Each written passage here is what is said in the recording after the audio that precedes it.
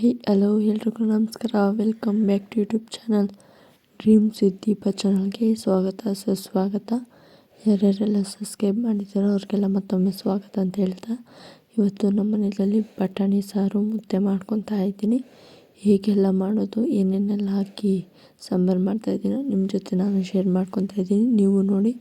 ಇದು ಬಟಾಣಿ ಅಂಗಡಿಯಿಂದ ತಗೊಬಂದಿದ್ದ, ಎಲ್ಲ ಬಿಡಿಸಿ ಒಂದು ಸೈಡ್ಗೆ ಇಟ್ಕೊಂಡಿದ್ದೆ.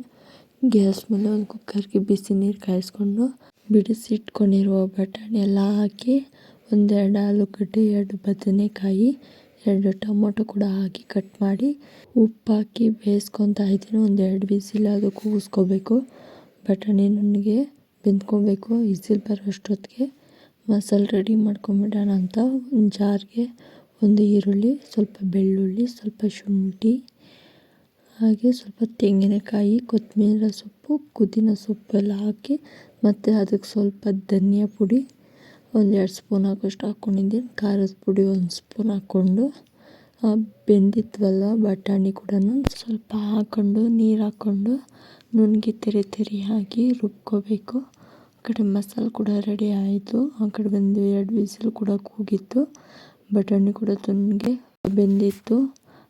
ಅದು ಬೆಂದಿರುವ ಬಟಾಣಿ ತರಕಾರಿಗಳೆಲ್ಲ ಅದಕ್ಕೆ ರುಬ್ಬಿರೋ ಮಸಾಲ ಹಾಕಿ ಸ್ವಲ್ಪ ಚೆನ್ನಾಗಿ ಕುದಿಸ್ಕೋಬೇಕು. ತುಂಬ ಚೆನ್ನಾಗಿರುತ್ತೆ ಸಾಂಬಾರು, ಟೇಸ್ಟಿಯಾಗಿರುತ್ತೆ.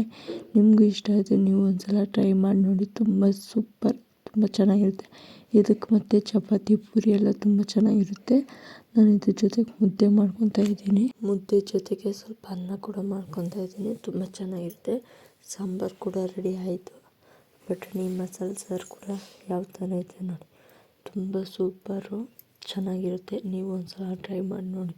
ತುಂಬ ಇಷ್ಟ ಆಗುತ್ತೆ. ಇಷ್ಟಪಟ್ಟು ಮಾಡ್ಕೊಂಡು ತಿನ್ನಿ. ಹಾಗೆ ನಾನು ಇವತ್ತು ಕಿಚನಲ್ಲೆಲ್ಲ ಕೆಲಸ ಮುಗಿಸ್ಕೊಂಡು ಸಿಂಕಲ್ಲಿ ಪಾತ್ರೆ ಕೂಡ ಇತ್ತು. ಪಾತ್ರೆ ಎಲ್ಲ ವಾಶ್ ಮಾಡಿಕೊಂಡು ಕ್ಲೀನಾಗಿ ಕಿಚನೆಲ್ಲ ಕ್ಲೀನ್ ಮಾಡಿಬಿಟ್ಟು, ಹಾಗೆ ಫ್ರೆಶ್ ಅಪ್ ಆಗಿ ದೇವ್ರ ಪೂಜೆ ಮಾಡೋಣ ಅಂತ ನಾನು ರೆಡಿ ಮಾಡ್ಕೊತಾ ಇದ್ದೀನಿ.